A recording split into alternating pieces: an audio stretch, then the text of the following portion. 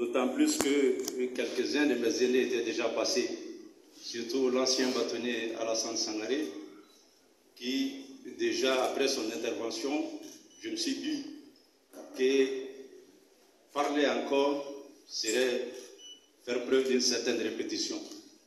Mais comme vous le savez, autant que moi, ou aussi bien que moi, la répétition est toujours pédagogique. Elle l'est en des cérémonies pareilles davantage.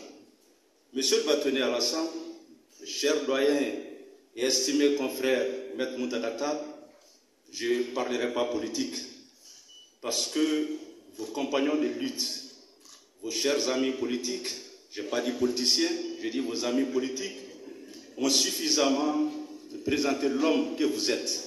Sur le plan politique, je ne peux que m'en réjouir, parce que j'ai senti chez eux l'estime que nous, avocats, surtout nous, jeunes avocats, l'estime que nous portons pour vous. Monsieur Makalou, nous nous connaissons bien avant, depuis de très longues années. Je ne suis pas du tout surpris. Vous êtes quelqu'un d'assez opiniâtre. Ces livres, ces bouquins s'y inscrivent. Vous l'avez baptisé Mountakata le Phénix. Le bâtonnier Alassane Sangaré a très justement rappelé que l'appellation Phénix ne l'agrée pas beaucoup, parce que l'avocat qu'il est n'a pas besoin de renaître de ses cendres. Moi, j'aurais souhaité qu'on puisse avoir un autre titre, une autre appellation, toujours en restant dans la métaphore antique, là où la métaphore gréco-romaine. Les livres auraient pu tout simplement s'appeler Mountakata Prométhée. Prométhée, je l'aurais souhaité, pourquoi? Parce que vous qui êtes férus de la littérature antique, vous comprendrez que Prométhée, tel le voleur du soleil, enfant de Zeus, tout à l'opposé d'Épiméthée, il décida de dérober le feu sacré pour les livrer aux humains que nous sommes, nous qui sommes les descendants de Zeus, pour que d'une certaine façon, cette lumière puisse davantage éclairer sur la voie de la connaissance, sur la voie professionnelle, sur la voie religieuse, et il n'avait pas besoin de renaître, mais il avait tout juste besoin de transmettre cette connaissance-là de façon assidue. Et parce que je parle de transmission de connaissances, que nous, jeunes avocats, nous avons pratiqué les doyens Mountakata. Parce que le temps étant bien évidemment à certaines petites confessions, je me rappelle, lorsqu'il y a de cela 3 années, je passais le voir à son cabinet avec mon associé, Maître Makandialo, où je disais au doyen que je faisais acte de candidature pour être bâtonnier.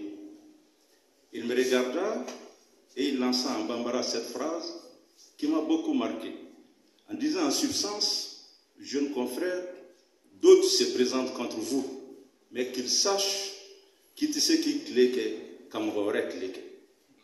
Ça résumait en substance le fond de sa pensée. Il m'exhorta à me présenter. Il me dit, tu as mon onction, tu as mon soutien indéfectible, continue à rester sur ces chemins tracés par tes doyens, par tes aînés. Faites en sorte que tu ne puisses pas démériter de la confiance des avocats. Et très cher doyen, merci pour ces conseils. Nous restons dans vos sillages, nous restons dans les sillages tracés par vous. Nous continuerons à nous en inspirer et toutes les fois où vous sentirez en nous un quelconque manquement, nous avons l'oreille bien tendue, elle sera à votre disposition pour être tirée. Mais tout simplement, n'en abusez pas. Je finirai, cher doyen, en vous disant que, avant de vous pratiquer particulièrement, que l'estime était là, mais qu'en votre compagnie, l'estime s'est davantage amplifiée. C'est en votre honneur. Et parce que le bâtonnier Alassane a dit quelque chose, il dit que de façon générale, toutes les activités du barreau, vous êtes avec nous. Et je me rappelle que lors de la récente élection du Dauphin, c'était vous et moi, avec un autre avocat qui présidions ces jours-là le bureau de l'ordre, le bureau du vote. Et vous êtes resté, par moments j'usais, pour ne même pas dire j'abusais de vous, ou je vous ai même, à la limite, ordonné entre guillemets, on n'ordonne pas aux aînés de faire certaines choses, mais l'avantage d'être bâtonnier, quelquefois, ça me monte à la tête. Donc, disais-je donc, vous acceptiez ces jours-là, doyen, que je vous dise de faire ce travail de secrétariat. Vous l'avez très bien tenu, vous l'avez très bien fait. Et c'est l'occasion pour moi de vous dire merci. Puisqu'avec vous, on comprend que les générations, il n'y a pas de digue. Vous êtes là, vous nous aiguillez, mais vous acceptez aussi que quelquefois, nous puissions user et quelquefois même abuser de vous. C'est en votre honneur. Je m'arrête là, chers doyens, en priant Dieu, le miséricordieux, qu'il puisse continuer à veiller sur vous et à vous assurer une longue vie en parfaite santé. Je vous remercie. Merci beaucoup. Monsieur Ibrahim Koulibaly.